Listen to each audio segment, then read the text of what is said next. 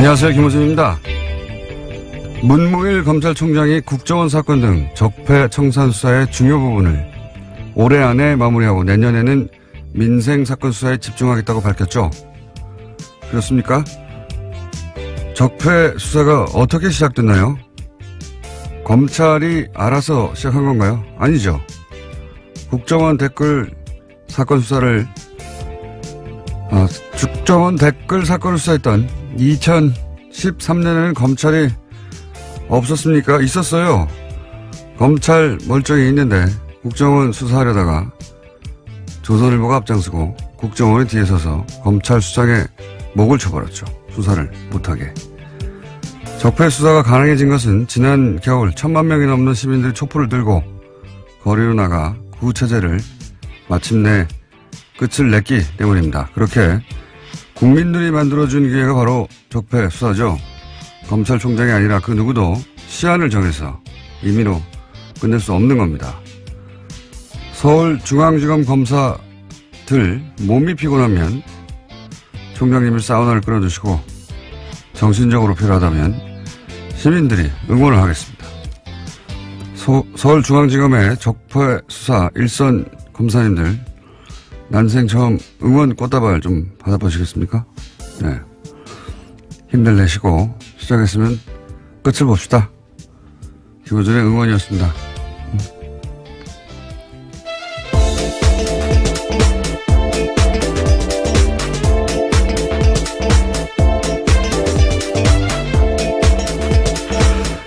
제가 요새 수요일날 다시 새로운 방송을 하나 시작해가지고, 예.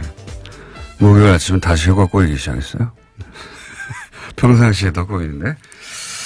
자, 예, 김은지입니다. 제가 소개해드리려고 했는데. 네. 잊어버릴 줄 알고. 네, 혹시 그러신 줄 알고요. 그럴 가능성이 매우 높은 목요일 아침이었는데. 네. 눈치 빠르시게. 김은지 기자, 예. 첫 번째 뉴스는 뭡니까? 네, 어제 적폐청산 수사를 올해 안에 끝내겠다라는 문무일 검찰총장의 발언 전해드린 바가 있는데요. 이에 대해서 청와대가 부정적인 입장을 내었습니다. 청와대 핵심 관계자에 따르면 물리적으로 연내 수사 종료는 가능하지 않다라는 건데요. 여러 가지 흐름상 피의자 소환도 이루어지지 않은 채 마무리할 수 없다라는 겁니다. 그러면서 이 관계자는 검찰 수사에 속도를 내겠다는 뜻으로 문무일 총장의 발언을 받아들이겠다라고 밝히고 있는데요. 문 총장 발언을 빌미로 일각에서 쏟아내는 적폐청산 조기 종료 요구에 대해서 선을 그은 겁니다. 보수 매체는 뭐 신났어요, 이제. 역시, 필요하지 않느냐. 근데 청와대에서 여기서 이제, 연내 종료 불가능하다고, 청와대 입장을 냈는데, 이제 두 가지를 알 수 있죠. 이게 이제 청와대와 조율되지 않은 발언이었다는 것과, 그리고 애초에 청와대가 함용하는 수사가 아니었다는 것, 두 가지 동시에 드러나는 셈입니다. 검찰총장이 청와대하고는 다른 입장을 내는 경우가 드문 일이거든요. 엄청나게. 예. 검찰총장 관두기 직전에 보통 그런 일이 있긴 합니다. 근데, 그런 걸 알 수 있고요. 제가 이제 이 사건, 이것도 일종의 사건이죠. 저희가 그래서, 오늘 2부 잠시 후에 적폐청산위원장, 박범계 위원장과 인터뷰가 예정돼 있긴 한데, 이거를 이제 전직 최고위급 검찰 간부는 이 사안을 어떻게 보느냐 궁금해서 제가 전화로 물어봤어요. 이제 워딩을 그대로 전하면 수사는 생물이다. 네. 네, 굉장히 유명한 말이죠. 검사들 사이에서는. 수사는 생물이다. 무슨 뜻이냐면 시작하면은 어디로 갈지 모른다. 네. 그러면서 이런 얘기를 덧붙였어요. 특히 정권 차원에서 이루어진 범죄는 정권이 직접 나선 일이기 때문에 그 범죄 정도를 알 수가 없고, 미리. 어디로, 시작하면 생물처럼 어디로 뻗어나갈지 알 수가 없다. 근데 이걸 시한을 정하면 그 생물을 죽이는 거다. 굉장히 와닿는 표현이었는데, 그렇게 얘기를 했고요. 어쨌든, 이 검찰 고위 간부들에게는, 질책, 감시, 그렇게 하면 안 된다. 표현하지만, 수사는 결국 일선 검사들이 하는 거거든요. 저는 이제 문무일 총장 발언 가지고 이제 여러 가지 논란이 있는 걸 보고서 일선 검사들이 맥이 빠지겠다. 네, 이런 생각이 들었어요. 그 특검 할 때, 왜 특검 사무실 앞에 전국에서 시민들이 이제 꽃다발 보내줘서 그 앞에. 예, 그랬죠. 가득 차 있었잖아요. 그게 굉장히 큰 응원이 됐다고 해요. 그래서, 뭐, 검찰총장에 대해서는, 뭐 이런 견제와 감시가 필요하겠지만, 일선 검사들에겐 바카스를 보내줄 때가 아닌가. 꽃다발이나. 그래서 저는 이제, 오늘 방송 끝나고 꽃다발 하나 보여줄까. 예. 검찰들이 저를 좋아할 일은 없는데요. 하도 욕을 해요. 꽃다발은 좋아할 수도 있죠. 예. 이름을 안 붙일 뻔 하는 생각도 있습니다. 응원이 필요할 때다. 오히려 예 그런 생각을 했고요. 자, 다음 뉴스는 뭡니까? 네, 관련된 적폐 의혹들이 계속 나오고 있는데요. 이번에는 2014년 검찰이 서울시 공무원 간첩 도약 사건, 그러니까 유성 사건이라고 불리는데요. 이 사건을 수사할 당시에도 국정원이 수사를 방해했다는 주장이 나왔습니다. 검찰은 압수수색에 대비해서 가짜 사무실을 만들고 허위 서류를 제출했다라는 의혹이 나오고 있는 건데요. 민변이 오늘 해당 제보 내용을 공개하고 진상규명을 촉구할 기자회견을 열 예정입니다. 이 사안은 오늘은 시간이 저희가 없어가지고 내일 인터뷰를 미리 잡아놨는데요. 예. 제가 편지 봉투를 봤습니다. 네, 저는 편지 내용도 봤습니다. 저보다 많이 오셨군요. 예, 5장인데요. 총 굉장히 자세합니다. 그러니까요. 이거는 내막을 아는 사람의 제보가 확실하고요. 예. 그리고 이제 이게 인터넷이나 또는 기타 흔적이 없는 방식이 아니라 그 편지를 보냈어요. 봉투에 넣어가지고 편지를 보냈는데 그 박근혜 국정원에서 가짜 간첩을 만들 때 얼마나 대범했는지, 예. 절대 들킬 리가 없다고, 얼마나 자신했는지를 알 수 있는 상징적인 사건이 유성 사건입니다. 네. 서울시 공무원, 인데, 대놓고 가짜를 만든 것도 대놓고 절대 들킬 리 없다고 증거도 조작하고 외교적 문제가 되기도 했었습니다. 당시에. 가짜 간첩 사건이 이렇게 실시간으로 밝혀진 건 우리나라 헌정사에 최초예요. 예. 그 이후에 뭐 몇십 년 후에 명예가 회복된 적은 있는데 실시간으로 밝혀진 건 최초예요. 근데 저는 이 가짜 사무실 이 놀랍지 않은 게 이 생자로 간첩을 가짜로 만드는데 뭐 사무실 정도야 뭐 아무것도 아니죠. 예. 근데 이게 유성 사건 때도 있었다. 가짜 사무실 만든 게 영화처럼 세트 만들어서 여기 압수수색 하라고. 하여튼 증거 조작과 증거 인멸의 대마왕이에요. 이쪽은. 예. 그래서 국정원 관련 사건은 저는 모조리 다 구속수사해야 된다고 보는데. 예. 네. 예. 해당 제보자 같은 경우에는 정치호 변호사, 그러니까 최근에 자살한 국정원 변호사 있잖아요. 예. 그 사건을 보고 자기가 용기를 냈다라고 이야기를 하는데요. 거꾸로 또 제보는 그래서 이렇게 추적이 어려운 예. 전통적인 방식 편지로 보내야 되겠구나. 용기를 냈다기보다는 저는 화가 났다. 아이, 그렇죠. 예. 밤잠을 뒤척였다 이런 식의 표현들이 있는데요. 국정원이 제대로 개혁돼야 된다라는 것들 때문에 이런 편지를 쓰게 됐다라는 겁니다. 국정원 내부자라고 볼 수밖에 없는 것이 너무 내용도 자세하고, 예. 국정원 내부에 누가 이 전략을 총괄 기획했는지도 특정돼 있고, 굉장히 자세한 내용입니다. 네. 의외의 곳에서 터졌어요, 또. 예. 자, 그런 사건이 하나 있습니다. 오늘 민변이 기자회견을 한다고 하고 내일 인터뷰가 저희는 예정되어 있습니다. 자, 다음 뉴스는요?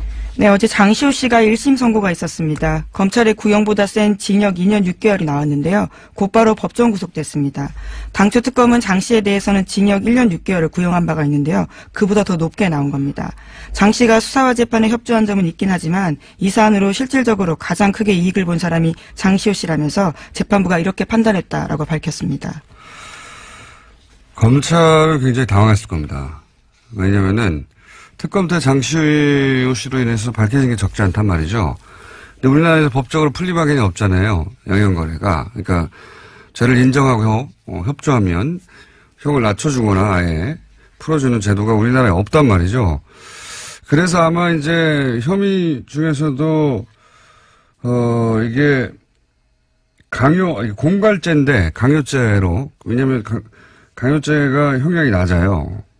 강요죄로 잡고, 그리고 그 중에서도 양형을 낮게 잡아주는 것으로 검찰은 그런 노력을 한 거죠. 네, 구형을 낮게 한 바가 있습니다. 네. 왜냐면은 이 정권 차원의 범죄일 때는 특히나 그 종범들이나 협조자들이 자백을 하거나 하지 않으면 밝혀내기 어려운 게 굉장히 많습니다. 장시호가 밝혔던 여러 가지 사안들은 사실 장시호가 받거나 직접 확인해 주지 않으면, 절대 밝혀낼 수 없는 부분이 많았거든요. 네, 제2의 태블릿 PC를 낸다던가 구체적으로 어떤 데 무엇이 있는지를 제보한 바가 있습니다. 그렇죠. 예. 그래서 검찰은 이제 장시호에게 암암리에 검찰이 알아서 그런 협조에 대해서 배려하겠다고 신호를 주었을 것이고 장시호 씨도 적극적으로 협조를 한 것일 텐데 사법부가 보기에는 형량이 너무 낮았던 거죠. 예. 그래서 그 양형 기준으로 따지자면 너무 낮아서 2년 6개월을 그러니까 검찰이 구형한 것보다 1년 높게 이거는 그렇게 흔하지 않은 케이스거든요. 이례적인 일이죠. 예. 지금 이 적폐 관련해 가지고는 최초의 사례고 그러니까 검찰이 뭐 두 가지로 해석할 수 있어요. 검찰이 그만큼 낮게 구형을 했다라고 볼 수도 있고 그래서 사법부가 보기에는 이게 너무 낮은 거 아닌가 생각할 수도 있고 또 한 가지는 사법부가 의도하지는 않았다고 저는 생각합니다. 이 판결에서. 그런데 결과적으로는 어떤 메시지를 주냐면 검찰 수사 협조에도 별 소용이 없네 이런 메시지를 결과적으로 주게 되는 그런 메시지 효과가 있죠. 예. 예를 들어 삼성 수사 관련해서 검찰에 협조해도 이럴 게 하나도 없다 하는 그런 메시지 효과가 분명히 있습니다. 결과적으로. 이 사안은 저희가 역시 2부에 예, 양주열 변호사와 다룰 텐데 저는 개인적으로 좀 아쉬워요. 그때 자세히 얘기하겠지만 예, 뭐 제가 아쉽다고 판결이 바뀌는 건 아닌데 뭐 물론 2심과 3심이 남아있긴 합니다. 네, 메시지 효과가 그런 게 있는 거죠. 검찰과 그 장시호 씨는 당황했겠죠. 크게. 아마도 장시호 씨는 모르긴 몰라도 뭐 1년의 집행유예 혹은 뭐 1년 6개월의 집행유예 뭐 이런 식의 법정 구속을 예상하지는 않았을 거라고 봐요. 네, 어제 그래서 그 결과가 나온 다음에 재판장한테 그런 호소를 했었습니다. 바로 법정에 구속되지 않도록 해달라고요. 아이를 좀 보고 오겠다라는 취지 이야기도 했었습니다. 전혀 예상을 못한 모습이었던 거죠. 그렇죠. 왜냐하면 본인은 충분히 협조했고 검찰도 그렇게 얘기했을 테고 물론 뭐 판사, 검사 사이에 그런 갈등이 있어요. 예. 그런 양형 조절을 검사가 수사할 때 해주겠다고 피의자한테 얘기하면서 뭔가 얻어내고 사법부는 아니 제도에도 없는 걸 검찰이 마치 있는 것처럼 판결은 사법부 영역이잖아요. 거기에 영향을 주려는 검사의 그런 태도를 싫어하고 그런 오랜 갈등이 있긴 한데 그 얘기는 제가 양면과 하기로 하고요. 자, 다음 뉴스는 뭡니까? 네, 국제올림픽위원회 IOC가 러시아 선수단의 평창 동계올림픽 출전을 금지했습니다. 지난 2014년 소치 동계올림픽에서 국가 차원의 조직적인 금지 약물 복용이 이뤄졌다라는 판단에서 나온 결정인데요. 러시아 선수들은 엄격한 도핑 검사를 통과해야만 러시아 출신 올림픽 선수라는 개인 자격으로 올림픽에 출전할 수 있게 됐습니다. 그렇군요. 네. 러시아에서는 인정하지 않고 있죠. 예, 이 사안을. 네, 그렇죠. 그래서 12일까지요. 개인 자격으로는 아마 출전할지 여부를 결정하겠다라는 입장입니다. 근데 이 고발 자체가 러시아에서 출발된 거예요. 예. 네, 내부 고발이죠, 일종의. 예. 자, 다음 뉴스는 뭡니까? 네, 세계적인 시사주간지 타임이 올해의 인물로 성폭력 고발로 세계를 뒤흔든 여성들을 선정했습니다. 성폭력 고발에 나선 여성들을 통칭해서 침묵을 깬 고발자들이라는 이름을 붙이고 표지 모델로 선정했다고 밝혔는데요. 표지에는 성폭력 고발의 중심에 섰던 배우 애슐리 주드 등이 등장했습니다. 이게 이제 특히 영미권에서 미투 해시태그, 그러니까 나도 그런 일을 당했다, 성폭행. 지금 이 여배우들이 굉장히 유명한 영화 제작자 하비 와인스타인, 예. 네. 그 양반한테 당했던 성추행 사건들을 계속 폭로하고 그러자 나도 당했다고 하는 미투 해시태그 광풍이 불었거든요. 예. 그래서 이게 이제 전 세계로 퍼져나왔어요. 네, 예. 80개국이 넘는 국가에서 해시태그가 회자됐다라고 합니다. 미투. 여기까지 하고 이제 저희의 미니인 리얼미터를 해야 되는데 이 해시태그 얘기하니까 제가 오늘 재밌는 거 하나만 얘기하고 꼭 넘어가야 되겠습니다. 제가 댓글 부대 아직도 운영된다 이야기 여러 번 했거든요. 근데 이제 반신반의 하셨던 분들이 많을 거예요. 제가 오늘은 좀 더 구체적인 증거에 해당되는 정황을 거의 증거라고 봅니다. 말씀드리면 지금 네이버에 가서 오픈, 영어로 오픈, 영어로 쓰지 말고인데 한글로 오픈 열기 네 글자를 검색어에 딱 쳐보세요. 그런 다음에 그 메뉴 중에 실시간 검색이라는 메뉴가 있습니다. 네이버에. 트위터 같은 거 검색하는.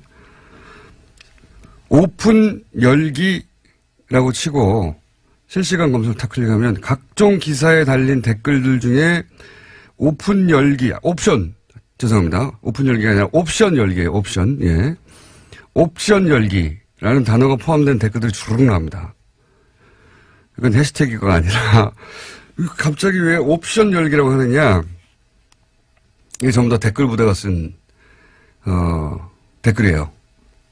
댓글을 달 때 위에서 지시를 받아서 그걸 자기 아이디로 카피를 해서 댓글을 달았는데 거기 맨 앞에 옵션 열기라고 하는 내용과 상관없는 메뉴가 있는데 그걸 카피해서 갖다 붙여버린 거예요. 무슨 얘기인지 아시겠죠? 이거 한번 해보겠습니다. 잘 모르겠네요. 바보같이 무슨 얘기냐면 네.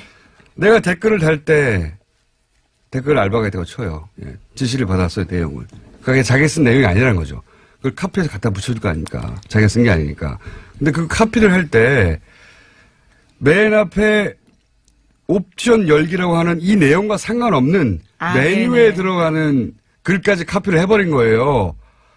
그래서 그거를 갖다 붙여서 댓글로 다는 게 엄청나게 많습니다. 그게 여전히 지금 오늘도 달려있는 것들을 볼 수 있어요. 제가 오래전부터 봐왔는데 이걸로 몇 가지를 알 수 있어요. 이제는 댓글 부대 전용 프로그램이 있는 거예요.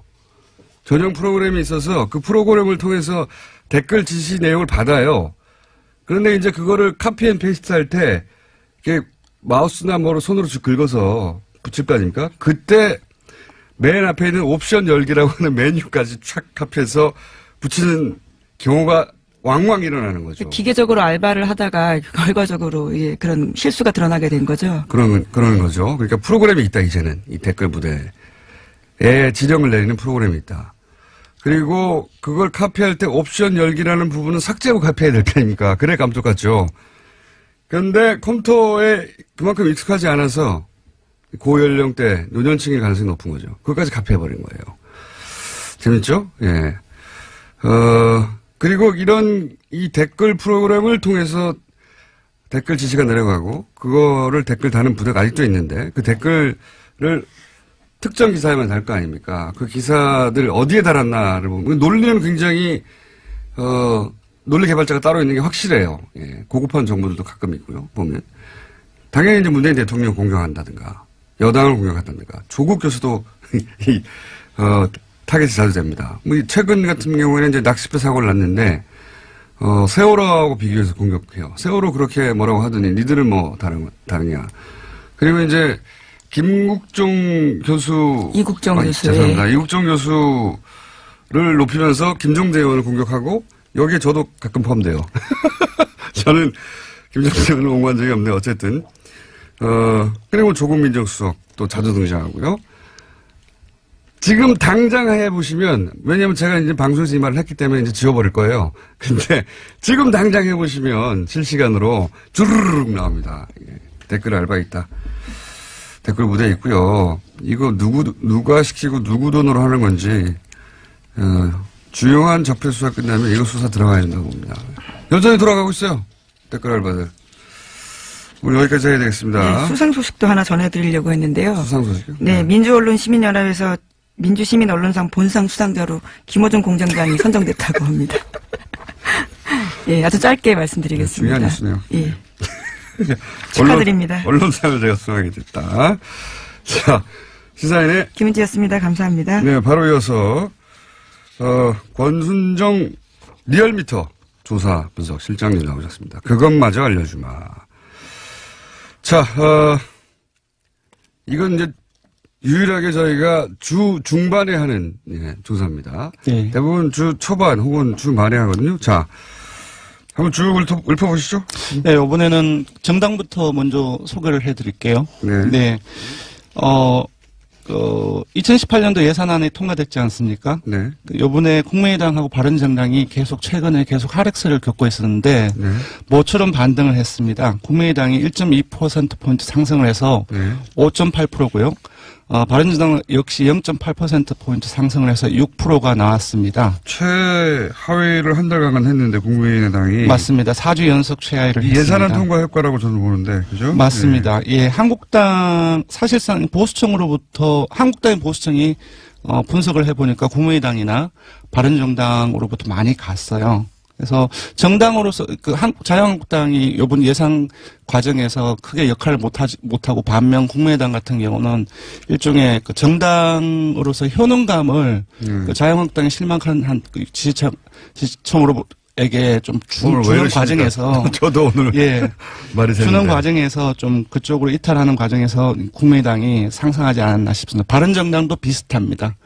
네. 그렇군요.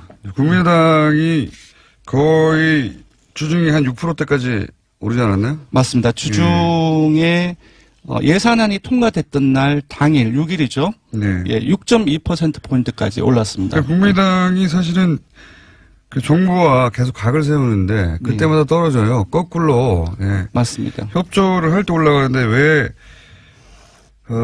이건 제가 박지원 대표가 오늘 나온 날이기 때문에. 제가 오래전에 기억나세요? 네. 안철수 대표가 좀 협조를 하는 과정 속에서 지지율을 끌어올릴 수 있지 않겠느냐라고 얘기를 했을 때 공장장님은 그건 절대 안 그럴 것이다. 그거는 지지율이 안 오른다는 얘기가 아니라 안철수 대표가 협조를 안 할 거라는 얘기였어요.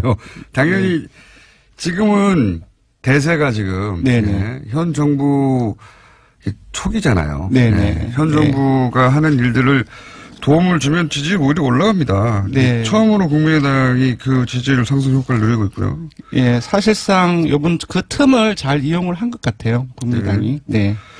반면 자유한국당 같은 경우도 사실상 오르긴 올랐지만 제가 봤을 때는 사실상 패배자가 아닌가 싶거든요. 예산안 통과되고 나서는 떨어졌죠. 예, 0.7%, 이번 주중 집계에서는 0.7%포인트 상승을 해서 18.3%인데 예산안이 통과됐을 때는 17.4%이고요. 그렇겠죠. 그 사실상 논란이 많이 된 과정 속에서 한국당이 이것보다는 조금 더 많이 올라야 되는데 보수층이 한 5%포인트를 이탈을 했습니다. 오히려? 예, 오히려.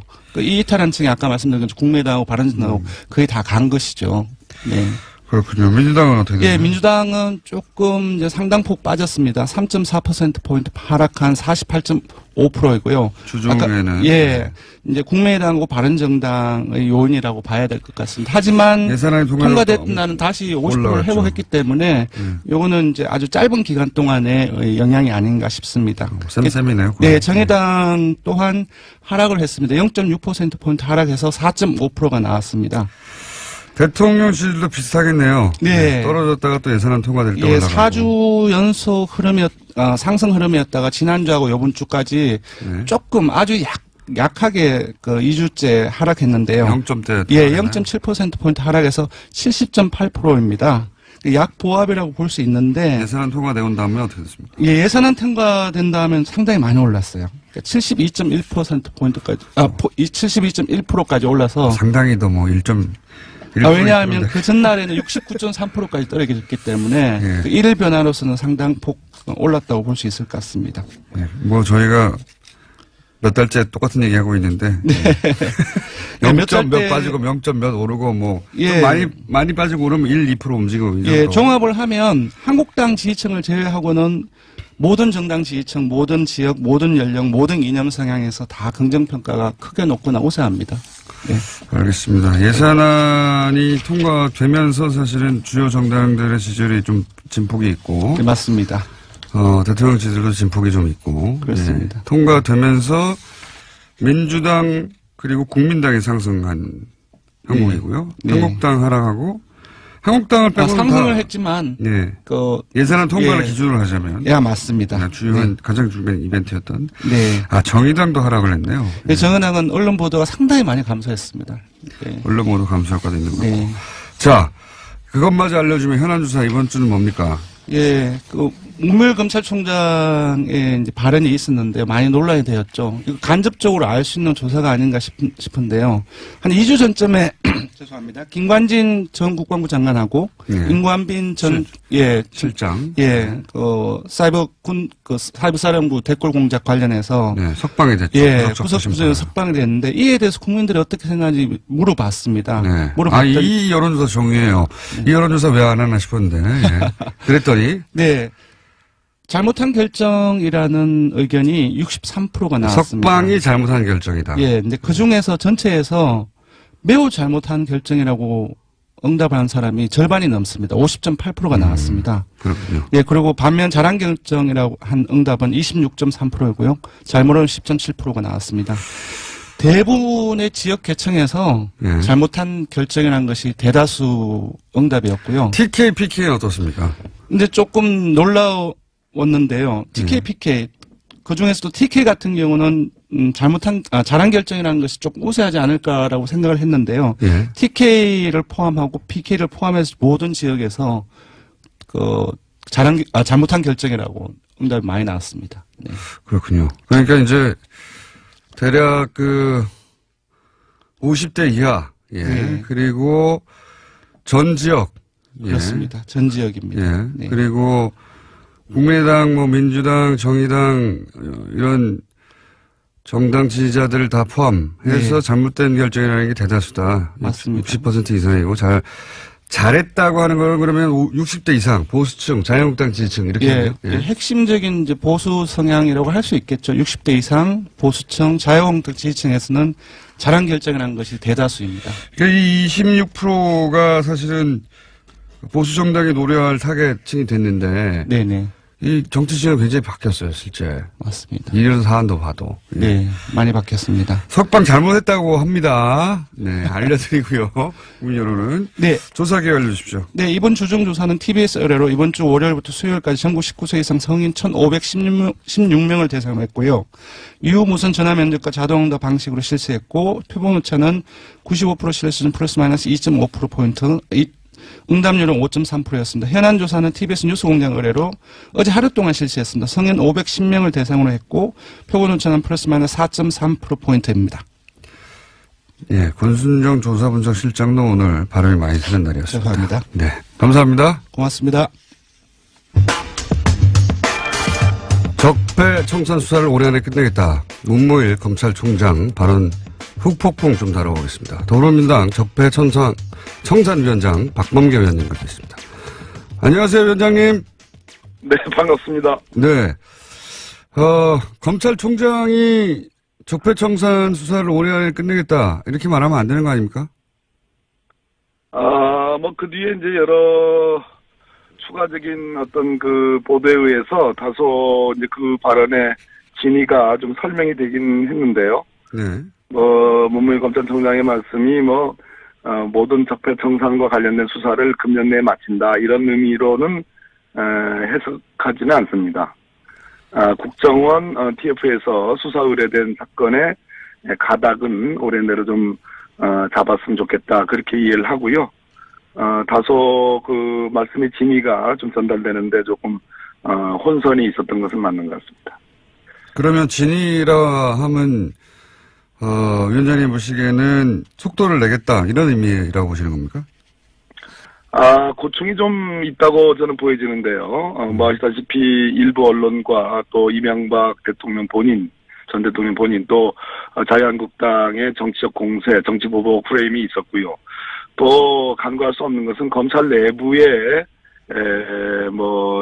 검사장들 일부의 어떤 검찰이 청와대 하명 수사를 따르는 거 아니냐라는 그런 불만들이 있었습니다. 최근에 법원 같은 경우에도 김명수 대법원장께서 또 이제 그런 발언도 하셨죠. 그래서 일종의 조직의 수장으로서의 어떤 고충도 고려하고 또 수사의 어떤 속도감도 일종의 요구하고 하는 그러한 어떤 발언이 아닌가. 저로서는 그렇게 해석할 수밖에 없습니다. 그렇다면 굳이 청와대가 연내 마무리는 불가능하다 이렇게 입장을 이례적으로 밝힌 이유는 또 뭡니까? 청와대는 분명한 입장인 것 같습니다. 청와대 고위 관계자의 발언을 보면 수사에 현재 진행되는 상황으로서는 금년 내에 끝내는 것이 불가능하다. 문무일 총장의 발언은 속도감 있게 수사하라는 그런 의미로 받아들인다. 또 적폐청산의 수사라는 것이 일부 야당의 주장처럼 그러한 정치보복 그런 것이 아니고 제도와 어떤 관행, 시스템을 바꿔내는 과정이기 때문에 혐의가 있으면 있는 대로 수사할 수밖에 없는 거 아니냐라는 아주 강한 의지를 다시 한번 표현한 거로 봅니다. 일반 시민들 입장에서 궁금한 건 결국 그래서 이거 연내 끝나는 거 아니죠? 네. 불가능하다고 봅니다. 여러 가지 조건들이 그렇습니다. 네. 그러면 이제 적폐청산위원장으로 보시기에 앞으로 남아있는 사건들 중에 가장 중요한 남아있는 적폐수사가 어떤 게 있습니까? 국민의 관심은 뭐니 해도 지금 박근혜 국정농단을 넘어서서 그 원인이 됐던 이명박 정부 당시의 여러 가지 적폐들에 대한 수사인데 그 정점은 이명박 전 대통령 아니겠습니까? 그렇죠. 어떤 방식으로 조사를 할 것이냐. 군사이버사령부 관련해서는 직접적인 그러한 어떤 진술들이 나왔습니다. 김관진이 석방이 됐습니다만 저는 다스 문제라든지 다스 140억이 스위스 계좌에서 다스로 돌려가는 과정은 분명히 불법성이 있는 거고요. 또 제2롯데월드 뭐 여러 가지 자원외교 비리, 자원비리 이런 것들은 여전히 수사의 대상으로 남아 있다고 봅니다. 자, 그러면 말씀을 꺼내셨으니까 이왕 연결된 김에 박범계 의원님도 사실은 오래전부터 이 다스 관련해서 자료들을 많이 BBK, BBK 다 연결되니까요, 결국은 BBK. 네, 그렇습니다. 자료를 오랫동안 보시고 특히 미국 쪽 판사 출신이시다 보니까 그런지 미국 법원에서 나온 자료를 굉장히 면밀히 검토하신 걸로 알고 있는데 연결된 김에 미국 법원에서 나온 최근의 해석이나 판결이나 중에 주목할 만한 것들이 있습니까? 예, 그렇습니다. 미국에서 여러 가지 소송들이 있었습니다. 그 중에 특히 제가 지난번에 자금의 흐름 관계는 밝혔고요. 옵셔널 캐피털과 김경준 사이에 미국 캘리포니아 지방법원 소송이 있었는데요. 그 미국 법원이 아주 주목할 만한 그러한 판단을 한 부분을 제가 찾아냈는데요. 옵셔널 캐피탈은 이제 옵셔널 벤처스의 이제 소액 투자자들을 대리한다고 볼 수 있는 곳이죠. 그 옵셔널 캐피털이 한국 검찰이 김경준을 수사하면서 작성했던 검찰의 수사 보고서와 그 당시에 옵셔널 벤처스의 전직 직원들 4명의 진술들을 미국 법원에 증거로 요청을 합니다. 증거를 채택해달라고. 근데 미국 법원이 이걸 거절합니다. 거절한 이유가 첫째는 한국 검찰의 보고서는 검찰이 객관적이지 않다. 이런 얘기입니다. 검찰이 표현이 정확히 이렇습니다. 김경준에게 불리하게 이 진술을 해석할 만한 그런 이해관계와 이익이 검찰에게 있었다. 어마어마한 얘기입니다. 또 검찰의 결론은 사실에 입각하지 않다. 이런 표현도 나오고요. 그렇기 때문에 이 검찰의 수사 보고서는 공공보고서로서 법정에서 채택할 증거가 아니다. 라고 분명히 얘기하고 있고요. 또 하나는 잠깐만요. 미국 법원이 그러니까 BBK 수사를 한 한국 검찰을 불신한다는 내용이 그렇습니다. 미국 법정에서 없다는 얘기고요. 또 하나는 옵셔널 벤처스의 4명의 진술자들이 있습니다. 그 당시 BBK 김경준 수사하면서요. 그 사람들의 진술도 증거로 채택할 수 없다고 보는데요. 결론적으로 이거는 이명박으로부터의 보복을 두려워하는 증인들에 의해 만들어진 진술이다. 이런 표현이 나옵니다. 이거는 저 같은 사람이 주장하는 걸 미국 법원이 주장을 했네요. 판단했습니다. 그러네요. 구체적으로 여보세요? 네, 듣고 있습니다. 흥미진진하게 듣고 있습니다. 네, 그렇습니다. 그래서 이런 표현도 나옵니다. 이 4사람의 진술은 서울시장인 이명박의 대리인들이 증인들에게 진술 바꾸지 마. 그리고 어떤 식으로든 김경준을 돕지 마라는 강한 압박 속에 만들어진 거기 때문에 믿을 수 없다 이런 얘기입니다. 미국 법원이 어떻게 그런 판단을 했죠? 잘 판단한 거죠. 잘 판단한 거죠. 그러니까 제3자의 이해관계가 전혀 없는 미국 법원이 여러 서류들을 검토하다 보니 그렇습니다. 충분한 서류들을 보고서요. 그러니까 정치적 판단이 아니라 심지어 이상훈이라는 옵셔널 벤처스의 직원은 수감된 상태로 일주일 동안 신문을 받았다. 강압으로 초래된 진술이므로 신뢰성이 떨어진다. 이런 표현도 나옵니다. 이게 이제 국내하고는 다르게 전혀 정치적 이해관계 없이 그냥 사건 자료만 보다 보니까 미국의 판사가 이거는 뭐 검찰이 BBK 수사를 엉터리로 했네 이렇게 판단한 거군요. 믿을 수 없다 한마디로 이런 얘기입니다. 그리고 또 다른 내용이 있습니까? 또 하나는 140억 다스로 돌려가는 그 소송이 있었는데요. 네, 140억. 그 소송은 별개의 소송입니다. 원래 140억을 이제 옵션을 벤처스가 받으려고 한 건데 이거를 다스가 가져가 버린 사건이죠. 그렇습니다. 이것에 대한 미국의 일종의 제2항소법원, 캘리포니아 제2항소법원의 판단인데요. 한마디로 이 140억을 돌려간 것은 법으로 보호받을 수 없는 사기성 이체다. 불법행위에 의한 사기성 송금이라는 판단을 명확히 했습니다. 그렇다면 지난번 주진우 기자의 폭로가 있었지 않습니까? 이명박 대통령 시절에 청와대 민정수석실 행정관 그리고 LA 총영사 김재수의 개입 그와 관련된 회의록들 그것을 이 미국 법원의 판단에 대입을 시키면 한마디로 불법적으로 다스로 140억 원이 송금된 것을 미국 법원이 판단을 한 겁니다. 다스 측에서는 이제 적절한 행위다, 합법적인 행위라고 주장하고 있어요. 지금은. 그런데 그렇습니다. 미국 법원이 판단하기는 이거는 불법이다. 사기성 이체다. 사기성 이체. 법으로 보호받을 수 없는 사기성 이체, 돈을 이제 이체한다.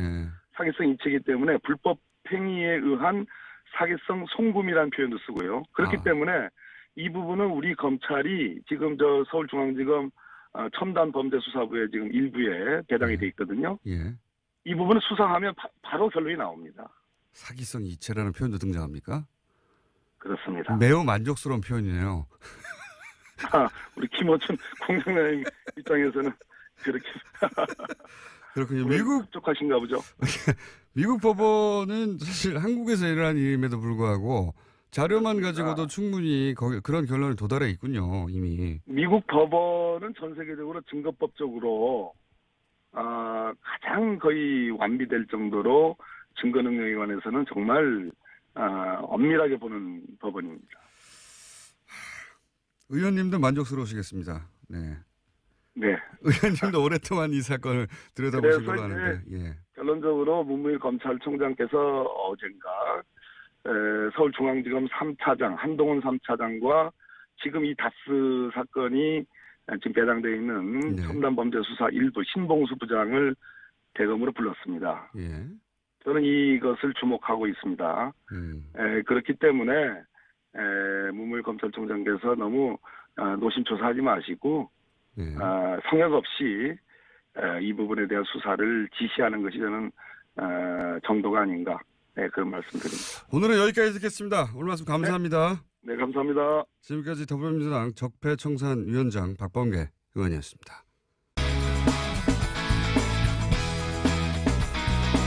자, 남는 시간이 있네요. 남는 시간이 있길래 양철 변호사님이 나오셨습니다. 시간도 없는데 중간에 CM을 왜 틀고 그래요, 음악은. 빨리 하시죠. 안녕하세요, 양재르입니다. 자, 오늘은 5분 30초 정도 드립니다. 네, 10초 지나갔어요, 빨리. 자, 장시호 씨. 검찰 구형량보다 높은 형을 받았다.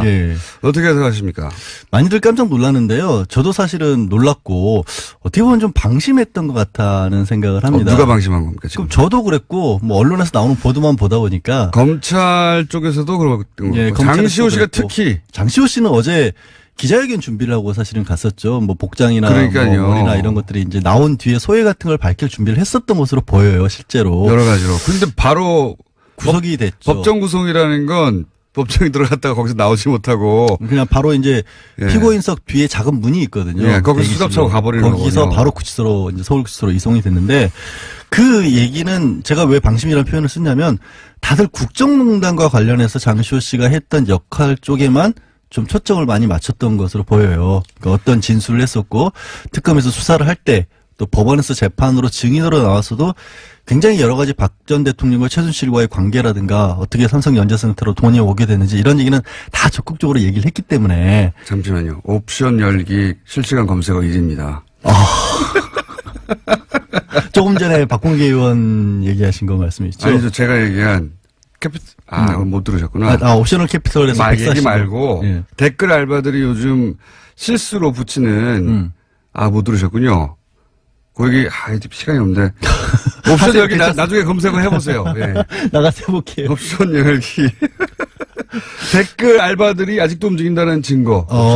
아마도 오타를 계속해서 한 것 같은데. 오타가 네, 아니라 카피 페이스트 하다가. 그러니까 잘못 옮긴 거죠. 그것까지 카피를 해버린 거야. 맨 앞에 있는 메뉴까지. 그게 저작권 침해 소송할 때 제일 많이 증거로 찾는 건데. 하여튼 얘기가 왜 이렇게 되는 거야. 자, 장시호 씨. 예. 근데 이제 법원이 왜 그러면은 검찰은 1년 6개월을 구형했는데 2년 6개월까지 갔냐면 예. 결국엔 개인적으로 비리를 저지른 부분도 도저히 묵과할 수 없을 정도가 된다는 거예요. 영재센터에 20억 원 가량의 돈이 들어갔는데 이게 최순실한테 빠져나간 돈도 없고 오히려 장시호 씨가 3억 원 그냥 영재센터에서 횡령한 것도 명백하고 국가 돈도 7억 원을 보조금 가량을 편취를 했기 때문에 그럼 이것만 합쳐도 10억이잖아요. 사실 개인이 10억 원이라는 돈을 저지른 경제사범인 건 분명한데 예. 1년 6개월 정도면 집행유예로 끝나는 건데 그럴 정도가 아니라는 겁니다. 아니 저는 법리적으로 문제가 있다고 생각하지는 않아요. 이미 검찰 구형이 많이 낮게 됐고 근데 이제 그 검찰은 구형을 할 때 양쪽 다 법조인데 모를 리가 있습니까? 그렇죠. 예, 그러니까 그 의미는 아시지 않습니까? 이 전체 그림에서 예, 특검의 수사에 협조를 하였고 그리고 이제 이 적폐 수사에서는 이런 협조가 굉장히 중요한데 사법부도 좀 널리 요 사안은 예외적으로 좀 봐주세요. 이런 거거든요. 근데 법원은 최근에 이제 여러 가지 일을 봐도 그렇지만 그렇게 큰 그림에서 본다기보다 그냥 개인에게 정확하게 떨어진 형량에 네. 더 집중을 하는 것 같아요. 그러니까 방시호 씨가 어제 이제 그 선고를 듣고 나서 우리 아들 지금 하나밖에 없는데 데리러 가기 약속을 해놨는데 어떡하란 말이냐는 얘기까지 했었거든요. 그에 대해서 이례적으로 우리가 합의를 해놓은 상황이라서 어찌할 수가 없다라는 얘기를 이제 부장판사가 합니다. 고민을 많이 하기는 했다라는 얘기인데. 저는 이제 아쉬운 게 뭐냐면 이걸 이제 법리로 따지면 사법부는 뭐 하자가 없어요. 그러니까 어쩔 수 없는 상황인 거예요. 왜냐하면 형량도 너무 낮게 하는 게 맞고 그 다음에 이게 이건 이제 전문가들이 따져야 될 얘기겠지만 강요죄냐 공갈죄냐 이것도 형량이 낮은 쪽으로 했고 전문가 얘기를 들어보니까 그리고 사법부가 딱히 법리적인 차원에서 질타를 당할 이유가 없는데 그렇죠. 예. 근데 이제 일부 언론에서는 이런 표현도 쓰더라고요. 이게 검찰의 어떤 플리 바게닝 관행이라는 것을 제동을 건 거 아니냐 이런 분석도 하는데 원래 검사 판사 사이에 그런 게 있잖아요. 있으니까 그런데 이제 저는 이걸 관행에 제동을 걸었다기보다 걸린 거죠. 법원이 능동적으로 뭔가 이렇게 검찰을 제어하려고 한다기보다 너무 낮게 들어갔던 것 같고요. 그러려면 차라리 법원도 인정할 수 있을 만한 어떤 제도적인 장치가 있는 게 낫지. 그러니까 차라리 저는 이참에 그런 제도를 만들어서 공식적으로 만들 필요가 있다고 생각이 들어요. 그러니까 사법부 입장에서 이런 거죠. 이렇게 정말 법에 없는데 어떡하란 거냐. 뜬금없이 갖고 오면 검찰도 양형기준표가 있거든요. 그리고 법원도 있고. 아니, 사법부는 법에 없단 말이지 이게. 정상 참작이라는 게 이런 경우에 예를 들어서 검찰 수사에 적극 협조하였기 때문에 이게 없다고 하더라고요. 그러니까 해도 너무 낮게 잡았다. 법원이 이렇게 본 거예요. 저는 그렇게는 보지 않고 이렇게 봅니다. 그러니까 전 한 개인에 대해서 엄정한 법 집행 중요하죠. 근데 이 적폐 수사는 굉장히 헌정사적인 중요도를 가진 사건인데 이럴 때는 법리를 넘어서는 어떤 사법부의 어떤 사회적 공동체적 가치 판단 이런 것도 필요한 거 아니냐. 왜냐하면 이 메시지는 결국은 검찰 협재발 소용없다 이거. 근데 그거를 사법부에서 잘못 판단을 하게 되면 정확히 코너명이 매일매일 이 코너가 없는 날도 쏟아지는 코너명 장명 인기 코너입니다. 국민당 박지원 전 대표 스튜디오에 오셨습니다. 안녕하십니까. 안녕 못합니다. 계속. 적과의 박심 말고 또 최근에 들어온 거 중에 이제 정치 구단주 또 있고요. 요즘 해태도 이기고 또 야구단 같이 가치가 굉장히 높아지니까 구단주 하는 게 좋을 것 같아요. 아, 오늘은 정치 구단주가 마음에 드십니까? 예. 네. 혜태에서 그런데 제가 마음에 들면 기아로 바뀐 지가 언젠데요? 싫어하잖아요. 정치 구단주. 좋은 장면이네요. 예. 정치의 구단주다. 예. 구단이라는 단어. 그렇죠. 예. 중의적으로. 정치 읽어주는 남자 박지원. 구단주다. 자, 오늘은 그럼 정치 구단주로 하고요. 구단주님? 방송을 많이 듣는 거 실감하시죠? 글쎄요, 제가 부산 이번에 이렇게 전라남도 예. 뭐 여수, 순천 이쪽 가면요. 예. 광주 가면 특히 뉴스 공장 많이 듣는다고. 예. 그럼 여기 또 안 들리지 않습니까? 그럼 웹이나 뭐 당연히 유튜브로 본다고 그러는데 그게 아무래도 박지원의 실력이지 김어준 공장장의 인기는 아니다. 이런 결론으로 저는 내렸어요. 사실 그렇잖아요. 뭐 예. 공장장이 웃는 거나 잘하지 다른 건 아마 뭐 우리 안철수 대표 어떻게 좀 흠집 내보는데 잘 유도하고 그러지. 제가 안철수 대표를 흠집내는 게 아니라, 예, 박지원 대표님 연수가 안철수 대표하고 열심히 각을 세우시던데. 예. 어쨌든 많이 듣는 건 확인하셨죠? 예. 네. 제가 방송 놀라셨죠? 출연을 많이 해보는데, 예. JTBC 썰전, 예. 최근에 MBN 판도라, 예. 이것 얘기하고, 라디오는 아무튼 뉴스 공장. 예. 김어준은 빼더라고요. 자, 국민의당이 지금 좀 몇 주째, 이거 어떻게 됐냐. 안철수 대표는 계속 통합한다고 하는데, 그 상황이 변하지 않는 정도가 아니라, 더욱더 안철수 대표는, 대표님이 박지원 대표님이 아무리 얘기를 해도 그쪽으로 향해 달려가고, 예, 그 핸들은 고정된 것 같아요. 그죠? 그건 확실하죠, 이제. 저도 그렇게 봅니다. 제가 이 방송 나와서 처음으로 말씀드린 게 예. 안철수 대표의 고집 예. 그리고 좋은 의미의 추진력 예. 이걸 가지고 있기 때문에 어떤 경우에도 통합의 길로 갈 것이다. 그런데 그 예언도 적중하는 것 보면은 역시 뉴스공장 듣는 청취자들이 박지원의 실력 때문에 듣는 것 아닌가 확인됐습니다. 게다가 제가 안철수 대표는 결국 초반부터 그 얘기를 제가 했는데 탈호남 하려고 하는 것 같다 이제. 예.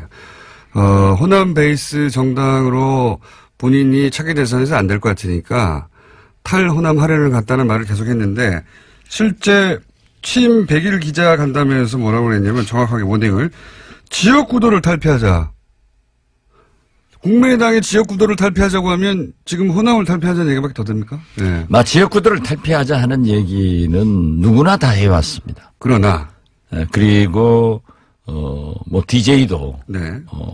뭐 저도 그런 얘기를 하지만은 안철수 대표는 좀 조심스럽게 호남을 기반으로 해서 외연을 확대하자라고 해왔는데 지역구도로 단어를 바꿨어요. 단어로 바꾼 것은 유승민의 생각이 좀 오염된 것 같아요.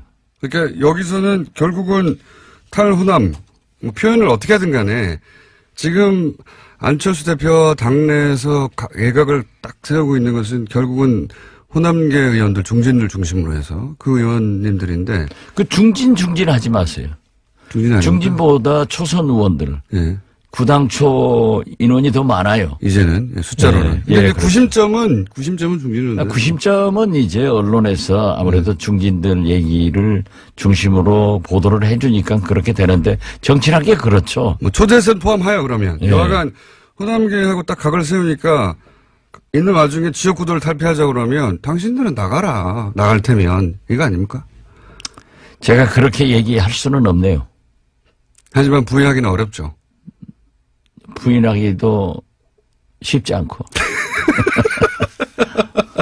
아니 근데 계획이 뭘까요? 호남 지금 사실은 국민의당이라는 정체성 자체가 호남을 베이스로 하였고 거기서 외연을 확장해 나가자는 거였는데 그럼 결별 나가라 사실상 하는 표현이 등장하고 그렇게 해석될 만한 표현이 등장하고 나는 계속 통합으로 가겠다. 그러면 호남 털어내고 나는 전국 정당으로 가기 위해서 밑그림을 그리고 있으니까 당신들 나갈 테면 나가. 이 자세가 변하지 않으니까 그럼 어떻게 하는 겁니까 이제? 양쪽 다 포기할 수 없는 거 아닙니까 절대. 저희는 네. 어제 이제 그 평화계획연대 네. 세미나를 처음으로 했습니다. 네. 이 평화계획연대는 통합은 안 된다고 하는. 그렇죠. 예. 통합을 반대하는 예. 원내 의원들과 일부 원외 위원장들의 결집체가 될 건데 이제 예산이 이번에 성공적으로 예. 통과가 됐잖아요. 국민의당의 역할을 제대로 했죠. 이번에. 제대로 했죠. 예. 그래서 모든 국민과 특히 언론이 예.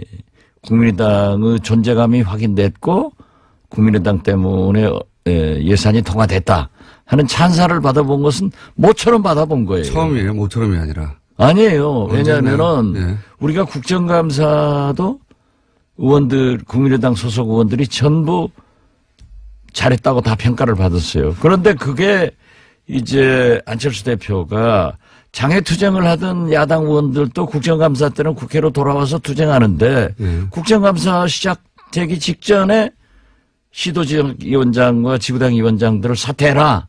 이렇게 결의를 하니까 당 내분으로 들어가서 싸우다가 그게 희석됐는데 이번에도 당대표면은 예산의 투쟁을 위해서 당에서 진두지휘를 해야 되는데 국회는 비워놓고 물론 국회의원이 아니니까 그럴 수도 있다 하지만은 그렇지 않습니다. 원외 당대표라고 하더라도 결국 정치는 국회에서 이루어지고 또 예산은 가장 중요한 거니까 당대표가 지휘를 하는 거예요. 근데 이번에 예산 통과하는데 지휘를 안 했어요? 안 하고 전부 나가서 통합 세미나나 하고 다니고 만나고 다니고 하니까 전열이 좀 흩어졌지만은 다행히 우리 김동철 원내대표나 권은희 수석, 이 황교안 간사 이런 분들과 저도 상당한 도움을 드리면서 잘 통과가 됐어요. 원래 지금 이번에 한 국민의당 역할이 대표님이 계속 주장해왔던 선도 정당으로서 우리가 자유한국당과 민주당 사이에서 우리 역할이 있다고 했던 그 모델 아닙니까? 그렇죠. 예. 그런 걸 우리 공장장이 잘 집어내니까 이 방송을 많이 듣는 거예요. 갑자기 본인에게 유리하니까. 어쨌든 이 역할을 해서 지지율도 올라갔어요. 실제로 좀 전에 리얼미터하고 얘기했는데 예. 꼴찌 몇 주 하다가 이 통과되자마자 그 공의 일부가 국민당에 간 게 맞거든요. 네, 네. 예. 난 그건 처음 듣는데 그래 오늘 발표했어요. 예. 한 15%로 올라갔어요? 아니요. 4%대에서 6%대로 올라왔습니다. 예. 그 좋은 신호네요. 그러니까 그렇게 하면 되는데. 그러니까 그게 안 해왔잖아요. 자꾸 안철수 대표가 그러한 것에 매진을 하면 지금도 될 수 있어요. 치고 올라갈 수 있습니다. 그런데 자꾸 통합으로. 예. 안 되는 통합으로 가니까 자꾸 떨어지는 거예요. 그래서 통합하면은 2등 정당으로 된다. 그런데 통합하면 꼴찌 정당 돼요.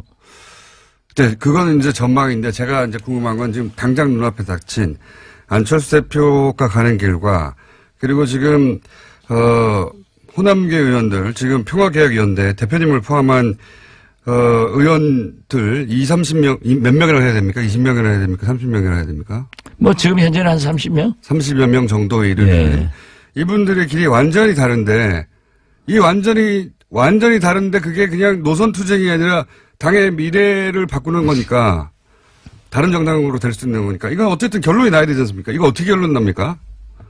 대표님 보시기에. 그러니까 자꾸 네. 우리 공장장께서는 분열을 되게끔 불쏘시개를 막 넣고 불을 떼고 기름도 떼는데 우리가 그렇게 가면 안 돼요. 안 되는데. 그렇기 때문에 네. 우리 평화개혁연대에서는 국민의당을 살리기 위해서 예. 우리의 의사를 또 민심을 안철수 대표가 알아가지고 통합을 포기해라 하는 그러한 압력을 넣는 거지 공장장이 바라는 것처럼 분열하기 위해서 평화계획이 있다 하는 그것은 머리에서 지우세요. 아니, 그런 얘기를 하면 방송 앞으로 아무도 안 들어요. 제가 그런 얘기를 하는 게 아니라 평화개혁 토론회에 안철수 대표가 연단에 오르니까 여기서 야유가 나오고 고함이 나왔잖아요, 이미. 제가 고함을 지르거나 야유를 한 게 아니라 이제 그 현상이 벌어진 정도로 서로 심정적으로 이미 이혼했지 않습니까? 예, 거기 제가 그 현장에 있었고 거기서 2시간 이상 이제 그 얘기를 전부 들었는데요. 일부 당원들이 그 야유한 건 사실이에요. 네. 그리고 안철수 대표를 우리가 초대를 했기 때문에 당 대표로 와서 이제 축사를 하고 다음 행사가 있으니까 자리를 떠야 돼서 제가 모시고 가서 문 앞에까지 내가 가면은 조용하죠. 조용해라. 우리가 통합을 반대하는 것과 이렇게 물리적으로 소리를 지르는 것은 구분해야 된다. 그리고 그러한 것은 구실을 주기 때문에 하지 마라. 또 제 말은 딱 들어요. 그래서 조용히 해서 모시다 드리고 내가 미안하다 하고 정중하게 인사하고 악수하고 헤어졌는데. 대표님은 그렇게 하셨는데 안철수 대표님 거기에 대해서 뭐 선동을 한다. 선동하는 사람이 있기 마련이다. 이거는 또 대표님의 예우하고는 다르게 이 소위 전달하고자 했던 평화개혁 연대의 통합 반대 의사를 선동이라고 하고 가버린 거 아닙니까? 글쎄요, 그걸 이제 기자들한테 그렇게 얘기를 했더라고요. 또 제가 나오니까 이 직구준 기자들이 그랬는데 어떻게 생각하냐? 그래서 정당이라고 하는 것은 뭐 여야 가릴 것 없이 반대하는 사람한테서 그런 일들이 비일비재하게 일어납니다. 그러면 지도자는 그러는가 보다 하고 수용하고 웃고 말하지 소위 부담하는 게 좋은 거예요. 그런데 그렇게 한다고 해서 누가 선동하냐. 그러기 때문에 리더십에 문제가 있고 그런 얘기를 한다고 하면은 정당의 지도자가 아니다. 제가 그렇게 얘기했습니다. 그러니까 안철수 대표 잘한 거 아니에요? 공장장 입장에서 보면은 더 심하게 했으면 더 좋아하겠지 뭐. 이미 충분히 말씀하셨는데 안철수 대표가 최근에 예를 들어서 문재인 지지자들을 민주주의의 적이다, 뭐 어디 가서 사고 나겠지 이렇게 발언하는 거나 아니면 본인한테 반대하는 당내 자기들 식구인데 반대한다고 해서 선동하는 사람들이라고 말하는 것 굉장히 발음도 세지고 그렇죠? 그리고 자기 갈 길을 돌아설 생각이 없는 사람, 그래서 심정적으로 이혼은 이미 한 상태. 그러면 안 돌아올 사람인데 계속 마음 바꾸라고 해봐야 그때 돌아오면 오히려 지도력이 바보 되는 거죠. 안철수 입장에서는. 그러니까 안 돌아올 것 같은데요. 그러면 어떡합니까, 이제. 그러니까 제가 지금 하는 얘기가 그거예요. 우리는 지금 가랑비에 옷 젖고 있다. 매년 이렇게 얘기하다가 계속 가랑비에만 모르는 사이에 옷 다 젖어가지고 확싹 젖었을 때 통합선언하고 가버리면은 우리는 옷 벗어 던지지도 못하고 주저앉는다. 그러니까 그 과정에서 지금 우리의 의사를 강하게 표현하고 있는 거죠. 그럼 그 다음 수순이 뭡니까? 그 다음 수순을 알면은 제가 여기 앉았겠어요? 그리 가 있지? 아니, 그러고 그거 빠느냐 아는 거 아니에요. 그걸 얘기하면은 안 되죠. 하여튼 다음 수순을 몇 가지, 원래 이제 대표님 정도의 이제 그 정치 경륜이면 시나리오가 몇 개 쭉 있을 거 아닙니까? 그 중에, 이렇게는 되지 말아야 되지만 이런 것도 있을 수 있고, 몇 가지 시나리오가 있을 수 있지 않습니까? 그 시나리오를 발표하면은, 과이강의 다리를 몇 시 몇 분 몇 초에 폭파하겠다 하고 발표하고 해요?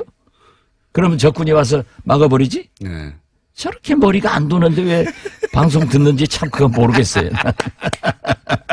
이게 폭파 계획은 있는데. 폭파 계획이 있는 게 아니라. 있는지 없는지도 알려줄 수가 없다. 그렇죠. 그리고 그 시나리오는 정치는 상선약수라니까요. 물 흘러가는 대로. 국민의 민심이 어디냐 이걸 보고 가면서 우리의 원칙을 지켜야 되는 거예요. 우리가 지금 현재 원칙은 우리의 정치성과 가치관을 버릴 수 없는 것 아니냐. 그렇기 때문에 안철수 대표가 우리의 정체성과 가치관을 일탈하면은 그걸 못하게 당대표에게 제동을 거는 것이 우리 할 일이다. 지금 그런 단계입니다. 심정적 이혼이 됐는데 혹시 합의 이혼도 가능합니까? 어제 말이죠. 우리가 세미나를 하는데 대학 교수가 2분. 그리고 김능구 폴리뉴스 대표 그리고 당내 인사들이 2분 하는데 거기에서 이 김은구 교수나 최창렬 교수 이 김능구 폴리뉴스 대표가 합의 이혼해라. 아, 그런 얘기가 나왔어요. 당신들은 절대 안철수는 통합을 가는 거고 예. 5분 다 그거예요. 통합하면은 안 된다. 예. 안 되는 당하고 왜 통합하려고 하느냐. 예. 차라리 합의위원하는 게 낫지 않느냐 예. 하는 방법을 제시하는데 예. 기가 솔깃하더라고요. 기가 썩이다더라고. 여기서 합의위원이라는 건 결국 그러면 양자가 어느 정도 선에서 합의해서 갈라쓰는 거 아닙니까? 글쎄 예. 그런 얘기를 이제 학자들이 예. 또 전문 정치 평론가들이 얘기를 하니까 아 그럴 수도 있겠구나 예. 라고 하지만은 저는 어떤 경우에도 우리가 마지막 분열해서 예. 성공하는 것이 없어요. 예. 그렇기 때문에 정치는 똑같지 않잖아요. 예. 서로 다름을 인정하면서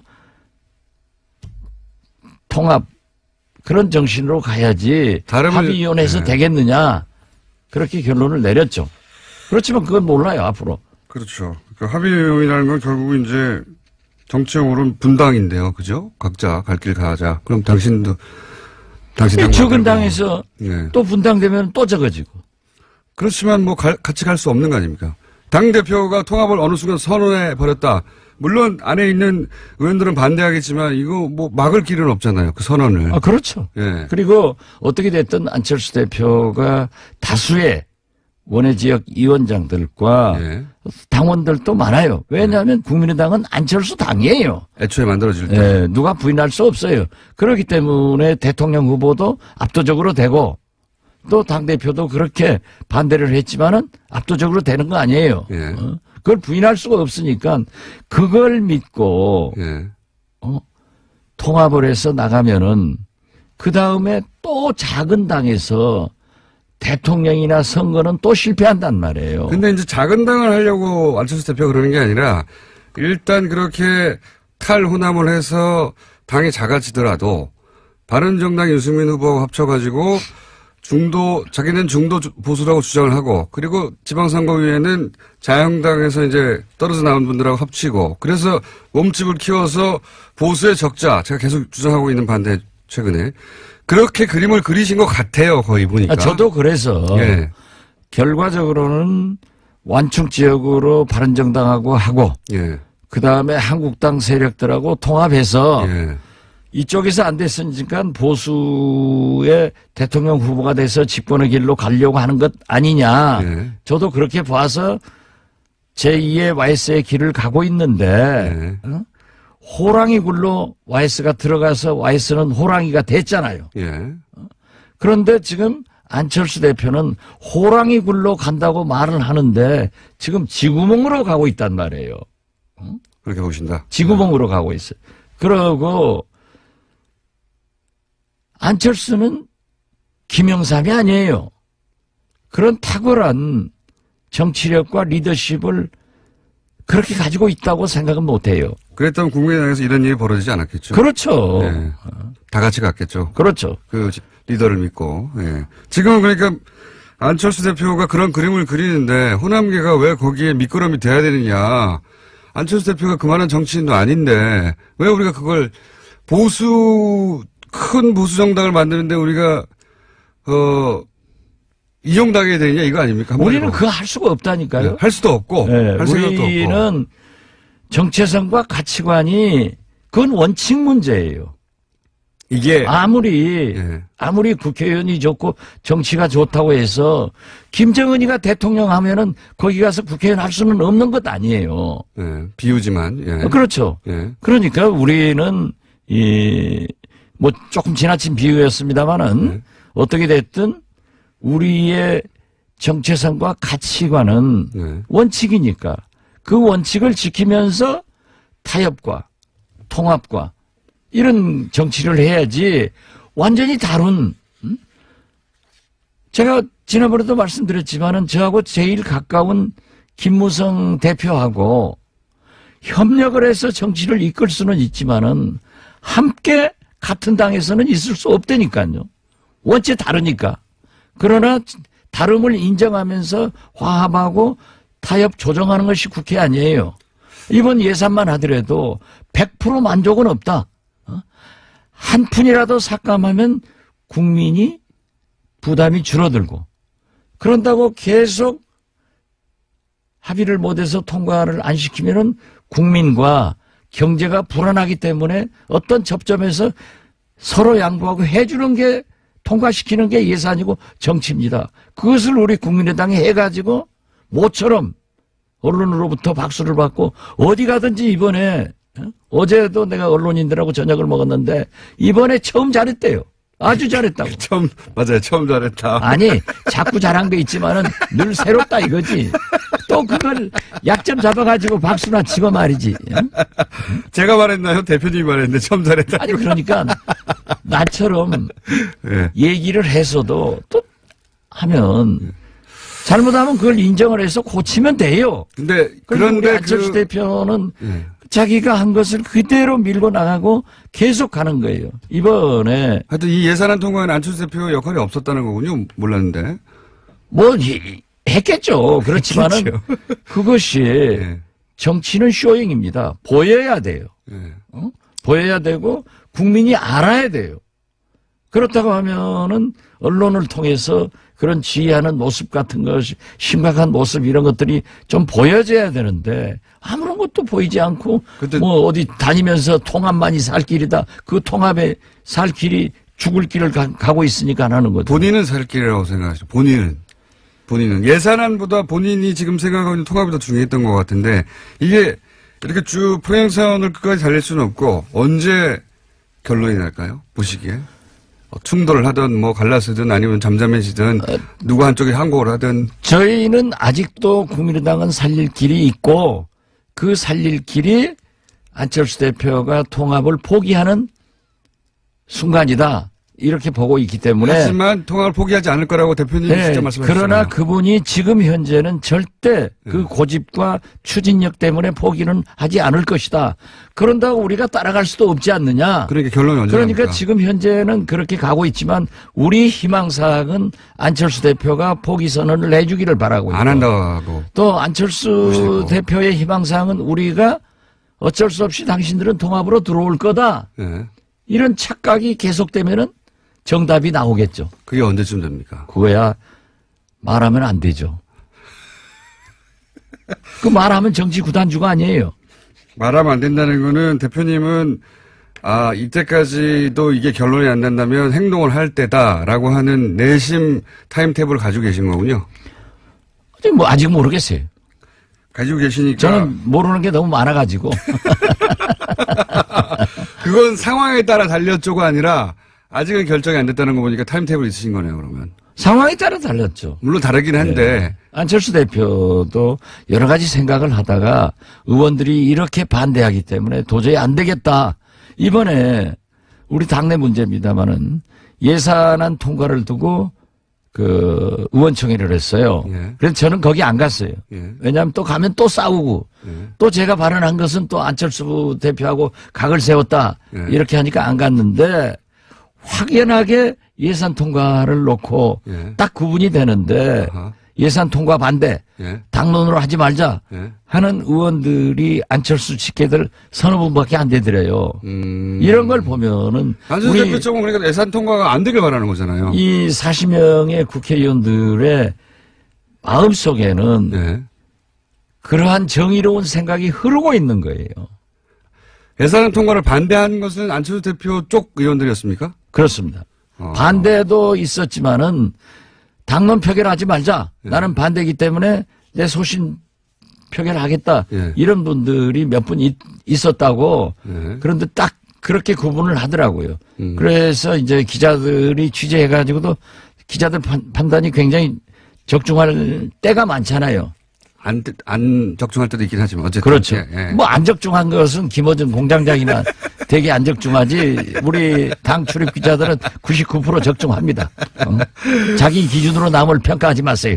제가 적중률이 굉장히 높습니다. 마지막으로 하나만 말씀드리면 저는 안철수 대표는 포기 안 하고 호남 의원들이 나가는 걸 반깁니다. 아니 왜 호남 의원들 해요.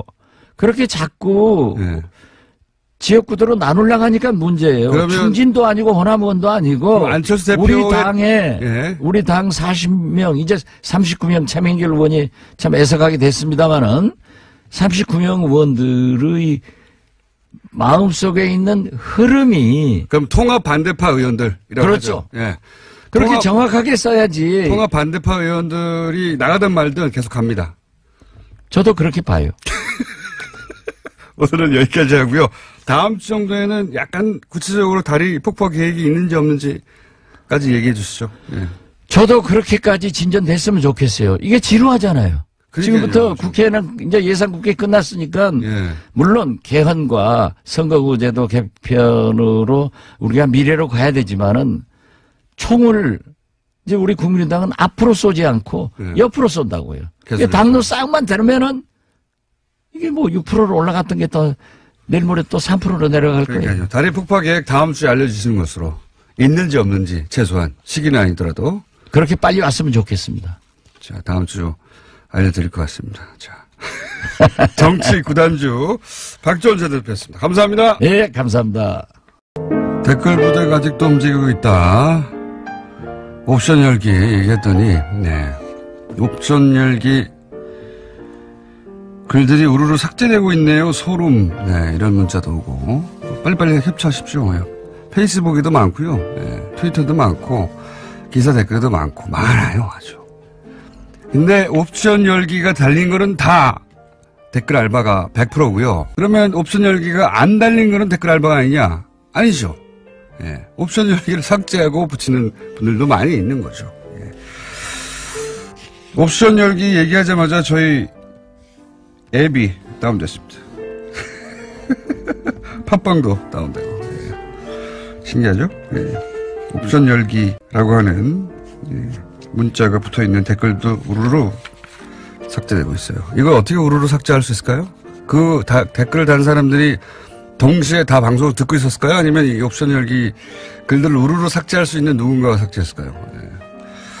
댓글 알바 있다니까요. 댓글 알바. 너무 댓글 알바라고 하니까 너무 사소해 보이는데 여전히 그런 세력을 움직여서 돈을 주고 여론을 조작하려는 지금 사이버 국정원 댓글 수사하고 있는데도 있다는 겁니다. 있어요. 제가 말씀드렸잖아요. 긴가민가 하시는 분들이 많아서 오늘 구체적인 정황 하나 말씀드린 겁니다. 있어요. 누굴까요? 수사해야죠. 박지원 코너 제목, 새로운 코너 제목, 박지원의 안녕 못합니다. 괜찮네요. 안녕할 때까지 당분간. 짧게 한 가지만 재밌는 소식을 저희 문자로 온 게 아닌데 소개해드리면 저희 TBS 사장님한테 내용 증명이 나왔어요. 정말 이거 방송사상 최초가 아닐까. 내용 증명 내용이 너무 재밌습니다. 제목 김원준의 뉴스공장 하와이 약속 이행권.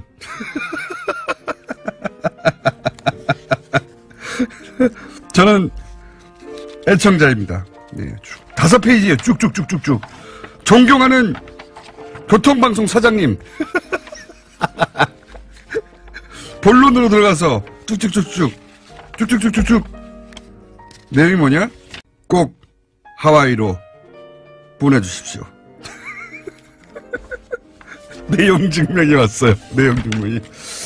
그래서 저희가 사장님께 제안 드립니다. 하와이가 너무 멀고 또 비용도 많이 든다면 괌 정도에서 합의 볼 수 있다.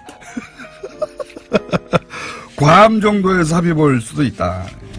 여기까지 말씀드리고 불친절한 에이스 하겠습니다. 끝내겠습니다. 오시건축가 김진애 박사님 나오셨습니다. 안녕하세요. 예. 일단 저부터 네. 미리 축하드립니다. 어떤 거요? 자유의 몸이 되실 오늘을 축하드립니다. 자유의 몸이요? 네. 오늘 대법원 판결 난다면서요. 이미 뭐 신경도 안 쓰시는 거 보니까. 5천 살인 사건이요? 네네. 5천 살인 사건. 감옥 5cm 앞까지 아니, 근데 사건. 저는 그 생각을 했어요. 오늘이 12월 7일인데 네. 만약 박근혜 대통령이 지금까지 있었으면 어떻게 됐었을까? 어떻게 됐었을까? 그래도 무죄가 났을 거라고 봅니다. 아니 무죄가 났든 어떻든 간에 지금은 아마 판결이 안 났었을 가능성이 높죠. 아직 안 났겠죠. 아직 안 났겠죠. 안 났겠죠. 그럴 가능성이 그리고 높겠죠. 안철수 대표가 계속 돌고 있겠죠. 하여튼 간에 진짜 자유의 몸이 되셔서 하와이 가십시오. 이게 저도 압력 넣겠습니다. 재판이 끝이 아닙니다. 아직도 1심이 진행 중인 것도 있어요. 알아요. 5년 전 건데. 자, 어쨌든. 그게 전적인 진지가 많아서 그래. 자, 오늘 완전 무죄가 나지 않겠는가 저희는 기대하고 있으나 설마 파기환송이 되랴. 1심, 2심 다 무죄인데. 네네. 오촌살인 사건 이상해요 했다가 지금. 네. 이상해요 했다가 감옥을 몇 년을 갈 그건 뻔했어요. 언론에 대한 거라서 글쎄 뭐죠. 하여튼 그리고 우리는 법원의 판결을 언제나 존중합니다. 비판을 할 수 있으나 존중합니다. 저는 단어를 좀 바꿔서 법원의 판결을 바꿀 수는 없어요. 누구도. 네, 누구도 바꿀 수 하지만 없죠. 비판할 수는 있어야 된다. 비판할 수는 있어야죠, 당연히. 네, 저는 그렇게 생각하는데 자, 오늘 주제 뭡니까? 아니 제가 요새 도시여행부터 정치 리더까지 해가지고 너무 소프트해졌다는 이 얘기를 좀 많이 듣고 있어요. 너무 순해졌다. 너무 그냥 요새 재밌어지기만 했다. 그래서 정책 이슈를 다뤄야 된다고 제가 진작부터 그랬는데 솔직히는 공장장애 못하게 해가지고 그동안 못 다루고 있었습니다. 근데 오늘 모처럼 4대강 사업의 4대강 후속에 대해서 그러니까 사실은 관심을 거의 끄고 계실 겁니다. 솔직히. 4대강 사업 전문가시죠? 네. 아니, 4대강 사업 전문가라고 그렇게 얘기하시면 안 되고. 의원실에 4대강 드립답하셨죠? 아니, 그러니까 뭐냐면 4대강에 대해서는 계속적으로 관심을 안 가질 수가 없으니까. 그래서 그 후속이 어떻게 되고 있나라는 거죠. 왜냐하면 이 정권 초에만 하더라도 4대강 정책감사를 감사원에 맡겼고. 네. 아직 결과 안 나왔고. 그리고 뭐 여러 가지 모니터링 한다는 뭐 이런 얘기를 해서 굉장히 좀 뜨거웠는데. 신문 개방하고. 그 다음에, 그리고 이제 일단 보호 몇 개 개방하고 모니터 한다고 그랬는데 그 다음에 발로 그냥 뜨뜻미적을 한 거 아니냐. 뭐 이런 얘기를 했는데 그 이유 중에 하나가 지난번에 그 환경부 장관 김은경 장관 여기 나오셨을 때도 얘기하셨던 물 관리 일원화라고 하는 부분에 대한 정부 조직법이 개정이 안 돼서 그렇습니다. 그러니까 지난 7월 달에 정부 조직법이 이제 개정이 됐잖아요. 그래서 뭐 여러 가지 새로 생기고 뭐 저기 하고 그랬는데 그때 환경부로 물 관리를 일원화하는 법은 결국은 뺐습니다. 제가 그때 이제 우원식 원내대표한테 조금 이제 뭐 섭섭하기도 했는데 왜냐하면 뭐 야당이 하도 반대를 하니까 왜냐 야당이 반대하는 이유는 딱 하나입니다. 이렇게 되면 혹시 4대강 사업을 dilip하지 않겠느냐. 이것 때문에 반대한 게 가장 커요. 그래서 그때 물론 여야 협상에서 여러 가지 문제가 있어서 뺀다는 건 알겠으나 저는 이제 속으로는 우선순위에서 항상 밀려나지. 그렇지. 내가 속으로 그때 비판하고 싶었으나 참았습니다. 물을 환경의 관점에서 통합해서 관리하자는 게 일어난데. 그게 일어났는데 그래서 지난 7월 달에 빠졌습니다. 그러다 보니까 솔직히 뭐 다들 문제 없다 뭐 이런 얘기들은 하지만 겉돕니다. 솔직히는. 지금도 이제 보는 오픈하고 있고 보호 모니터링 하는 거, 뭐 수질 관리 모니터링 하는 거 환경부에서 추진하고 있고 그래요. 그렇지만 생각을 해보십시오. 이게 좀 겉돌 거 아니겠습니까? 수자원 쪽에는 여전히 국토부에 있고 국토부 수공은 여전히 국토부 소속이고 조금 쉬워지긴 했지만은 조금 뭐 유연해지긴 했지만 수공은 뭐 아무래도 좀 그럴 거 아니겠어요. 솔직히는 국토부 장관은 이제 부서니까 조금 덜 신경 쓰고 환경부는 다 잡고 싶으나 이게 아직은 내게 아니니까 그렇게 다 잡지 못하고 이런 좀 어정쩡한 관계가 지금까지 있었어요. 그리고 그때 야당하고 여당하고는 자기네들 9월 달까지는 이제 매듭을 짓겠다. 매듭 질 리가 있습니까? 그냥 또 뭐. 왜냐하면 여기는 대기업의 이해관계도 그렇고. 당연하죠. 그리고 수자원 쪽에 수자원 쪽에도 이른바 그걸 꼭 마피아라고 표현을 안 하더라도 이른바 기득권들이 맺어져 있는 뭐 세력들이 항상 있습니다. 그리고 그게 이제 위에서 바뀌면 여러 가지가 바뀌어지니까 거기서 갖고 있는 것도 있고 그러니까 이제 이게 잘 안 되는 거죠. 정치적 이유도 있고 저는 이제 경제적 이유도 있다고 봐요. 이권의 경제적이라보다 이권. 저는 그러니까 현장 부문에서 반대하는 이유는 그것도 굉장히 크다고 봅니다. 그러니까 수공이 직접적으로 나서지는 못하지만 수자원 뭐 학회 쪽이라든가 수자원 관리 쪽에 무슨 협회들이 있거든요. 그러니까 이런 쪽에서 개발 이슈도 있고. 반대하는. 왜냐하면 그 개발 이슈가 그리고 이제 굉장히 많이 이제 앞으로 일량도 줄어들고 일도 좀 더 까다로워지는 거 아닌가. 그다음에 또 하나는 잘 모르시지만 사실 수자원을 이용해서 생기는 이권들이 꽤 있습니다. 물 팔아서 옛날처럼 이제 대동강 물 팔아서 뭐 한다는 것처럼 예. 앞으로 점점 더 그런 게 좀 더 많아져요. 예.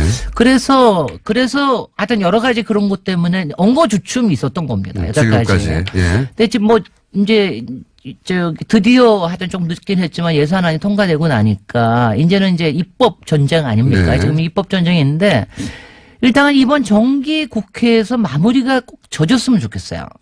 왜냐하면 정기 국회에서 마무리가 지어지면 무슨 뜻이냐면 대개 연초면은 예. 조직 개편들을 많이 합니다. 예. 그다음에 인선도 합니다.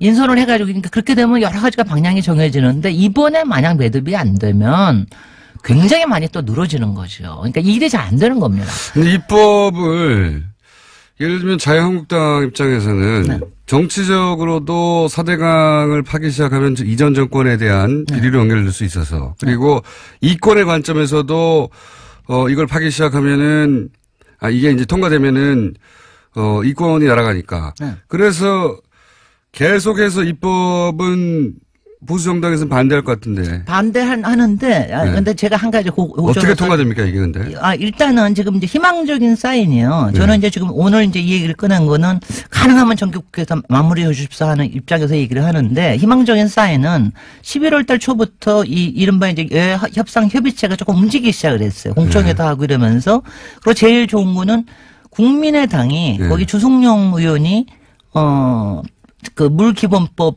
발의도 했습니다. 예. 정부조직법 개정에 대한 것도 발의를 했습니다. 그러면 예산안 통과 때처럼 141명이 발의를 했으니까 상당히 가능성은 높아졌어요. 그러니까 이제 국민의당이 딴 소리를 하지 않으면 딴 소리를 예산안 때처럼 가능해진 게 확실합니다. 그래서 이제 저는 이제 그 점에서 좀 해줬으면 좋겠다. 그 다음에 자유당하고 바른 정당에 대해서는 제가 이런 표현을 좀 쓰고 싶은데, 뭐, 4대강을 이립하나 저립하나 분명히 팔 테고요. 네.